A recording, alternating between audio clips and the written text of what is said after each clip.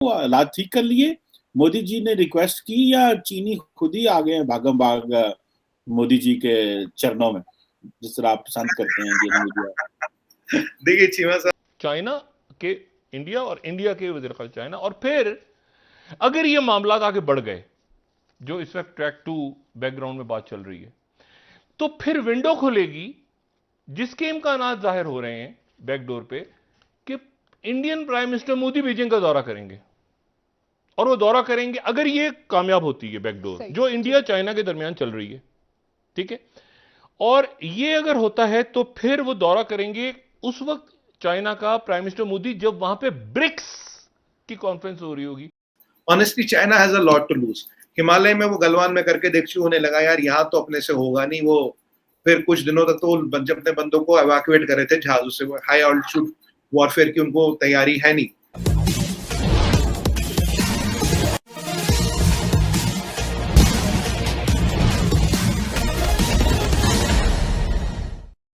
चीन के विदेश मंत्री अचानक भारत का दौरा करने वाले हैं। दरअसल इस दौरे का उद्देश्य भारत के प्रधानमंत्री मोदी को मनाना है ताकि वह चीन में होने वाली ब्रिक्स के बैठक में भाग ले सके और इसी बहाने वे चीन के प्रीमियर शी जिनपिंग से मुलाकात कर सकें ताकि चीन और भारत के पहले वाले संबंध बहाल हो सके।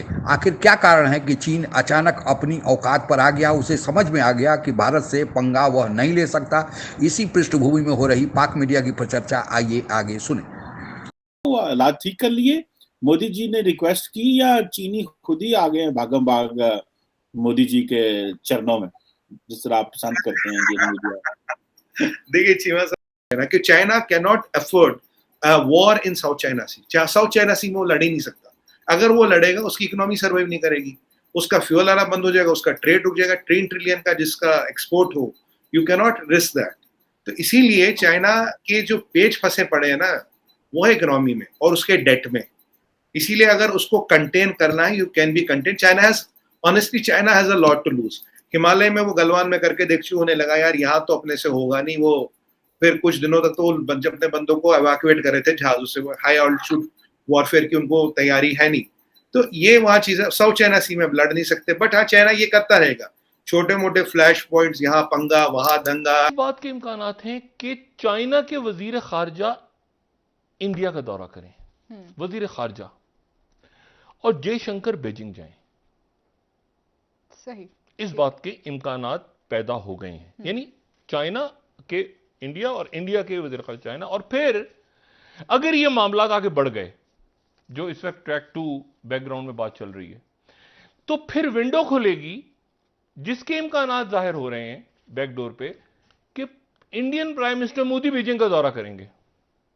और वो दौरा करेंगे अगर ये कामयाब होती है बैकडोर जो इंडिया चाइना के दरमियान चल रही है, ठीक है, और ये अगर होता है तो फिर वो दौरा करेंगे उस वक्त चाइना का प्राइम मिनिस्टर मोदी जब वहां पे ब्रिक्स की कॉन्फ्रेंस हो रही होगी। बट चाइना में एक पेच फंसा बड़ा सा।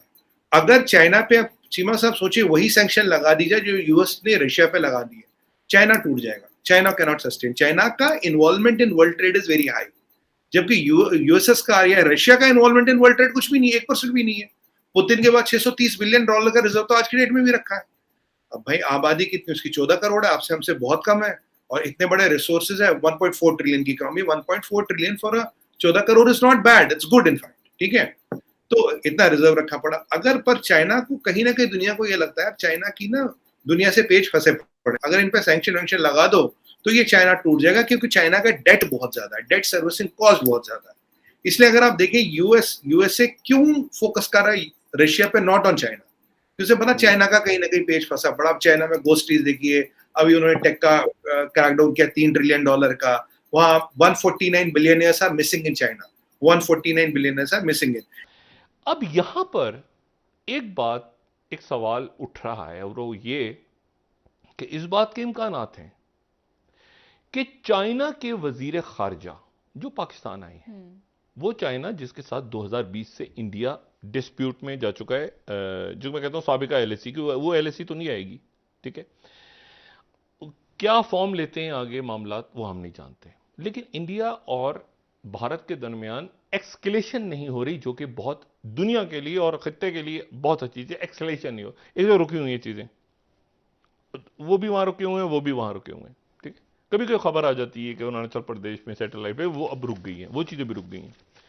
लेकिन जो पेशरफ्त हुई है यूक्रेन के बाद, पोस्ट यूक्रेन, ये दुनिया का पूरी ग्रैंड स्ट्रेटेजी। अच्छा, अगर आप किसी भी एमएनसी में आज इंडिया में काम करते, एक क्लियर मैसेज है पूरे इंडिया में, रिड्यूस डिपेंडेंस ऑन चाइना। ये हम नहीं कह रहे, ये जैसे अब ब्रिटिश एम्बेसी तो यूके से, कोई अमेरिकन एम्बेसी तो यूएस बता रहा, कोई फ्रांस की एम्बेसी तो पेरिस से आ रहा है ये message, reduce dependence on China, lean sourcing करो, स्ट्रैटेजिक सोर्सिंग करो, चाइना पे डिपेंडेंस कम करो।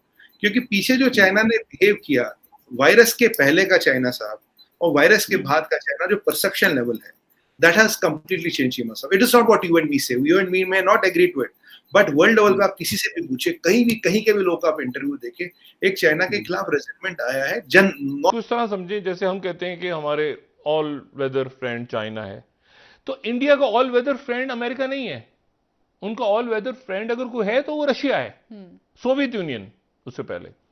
तो इंडिया अमेरिका से तो अभी नहीं, मैंने आपसे कहा ना, ये 2004 में सुनामी आया था, कल जो बताई थी बात, उसके बाद एक ख्याल। लेकिन जापान ने, इंडिया ने, ऑस्ट्रेलिया ने बहुत ज्यादा जब उनके आपस में कोऑर्डिनेशन बढ़ा तो वहां से ये आइडिया आया, और ये आइडिया जापान की तरफ से ही आया था शुरू में कि जी एक हमारा एक क्वाड होना चाहिए। ठीक है, एक इसको, ये लफ्ज बाद में आया, लेकिन ये कि हमारा एक कोई पहले इकोनॉमिक बना, फिर उसके बाद वो बढ़ते जो है वो, फिर उसके बाद वो उसमें ऑस्ट्रेलिया भी आ गई।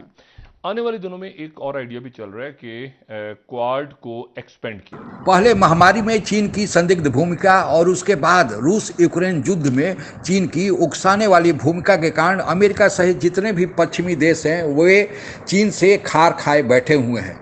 लेकिन चूंकि अभी रूस और यूक्रेन का युद्ध चल रहा है, इसलिए पहली प्राथमिकता उन देशों की है कि पहले रूस और यूक्रेन के मामले को निपटाया जाए। रूस पर आर्थिक प्रतिबंध अमेरिका सहित पश्चिमी देशों ने लगा दिया है।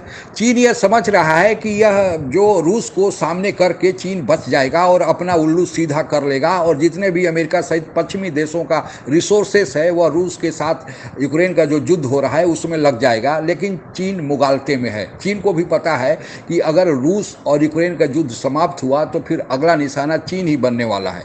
जहाँ तक रूस का सवाल है, आपको बताते चलें कि रूस की जनसंख्या मात्र 15 करोड़ है, लेकिन उसका क्षेत्रफल भारत से करीब 5 गुना ज़्यादा है।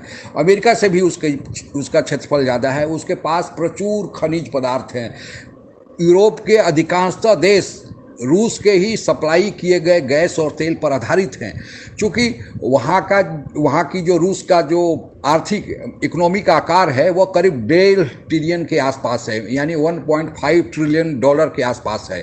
तो रूस की जनसंख्या कम है और फिर उसके आर्थिक इकोनॉमी का आकार छोटा है, इसलिए आर्थिक प्रतिबंध को रूस झेल लेगा। लेकिन अगर रूस के बाद चीन पर आर्थिक प्रतिबंध लगा तो चीन इसको झेल नहीं पाएगा, क्योंकि चीन का जो आर्थिक आकार है वो बहुत बड़ा है। उसके बिजनेस व्यापार सारे देशों में फैले हुए हैं, और दूसरा जो चीन की जनसंख्या है वह इतनी ज़्यादा है कि अगर उस पर आर्थिक प्रतिबंध लगा तो चीन की चीखें निकल जाएगी। और दूसरा, चीन ने कर्ज ले लिया है, यानी चीन जो कर्ज लिया है और उसके आर्थिक जो असंतुलन स्थापित हो गया है। 1 ट्रिलियन डॉलर तो उसे कर्ज के, जो चीन ने कर्ज लिया है उस पर सूद के भुगतान में खर्चा होता है। तो अभी तक चीन का व्यापार चल रहा है, इसलिए चीन अपनी जनसंख्या का भार ढो रहा है। लेकिन अगर चीन पर आर्थिक प्रतिबंध लगा तो चीन यह आर्थिक भार नहीं ढो पाएगा, अपनी जनसंख्या का भार नहीं ढो पाएगा, और चीन में फिर टूटन का शिकार हो जाएगा। इसलिए चीन यह चाहता है कि वह अपने पड़ोसी देश भारत के साथ अपने संबंधों को कम से कम अच्छा रखे, क्योंकि भारत के साथ उसका इस साल रिकॉर्ड व्यापार 125 बिलियन डॉलर का हुआ है।